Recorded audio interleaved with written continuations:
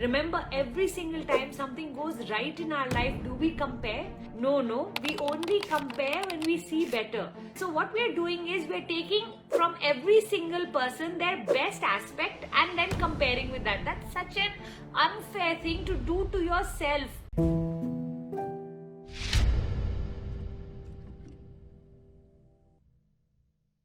So how to stop comparing with others? I think the most important thing to do in life is not to stop comparing, but comparing with who? Because every time we compare with better, we should also remember that God has been extremely kind to us, and there are many people who are suffering 10,000 times more than us. And we don't ever compare with them. I remember there was this beautiful story about a tennis star who had gotten AIDS through blood infusion, and he spoke about when he got AIDS, all the journalists asked him that, aren't you angry with God? You are like the winner of the Grand Slam and you won all the championships, and why did God do this to you? And he said, I never asked God when he was making me win why I was the chosen one. So then how today can I ask? Remember, every single time something goes right in our life, do we compare? Do we ever say, oh, I got the promotion, oh my God, these 10 people didn't get the promotion, how sad? No, we only compare when we see better. So I think just learning that there is a comparison bias in our head, that we only choose the best side of a person. Somebody could have a rotten relationship, but just because they are doing fabulously in the career, you want to match their career. Somebody may be not a great personality or not a great human being, but you are seeing their physical and you're going, oh, she's so tall, I wish I was tall like her. And so what we are doing is we are taking from every single person their best aspect and then comparing with that. That's such an unfair thing to do to yourself. I think learning a lot more self-love will help us to stop comparing and realizing that, everyone's been dealt a different set of cards. And if you want to change your set of cards, you can't change one or two, you have to change the entire deck.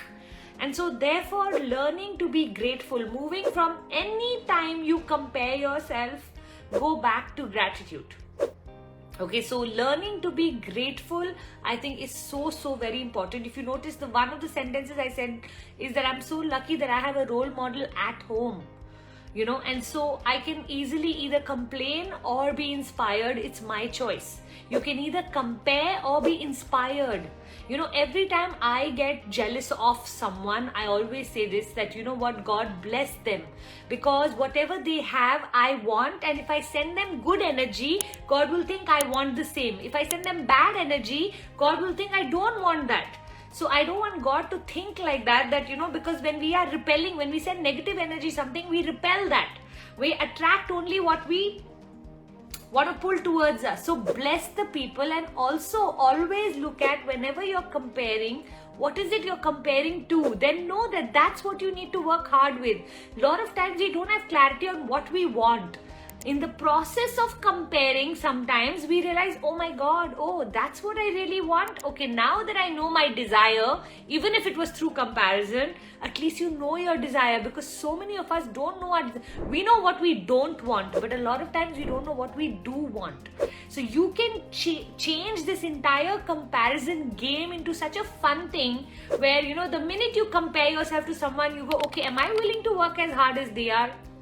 That's the first question, because we want everything of other people, but you know what? We are not noticing the years of dedication that they've put in.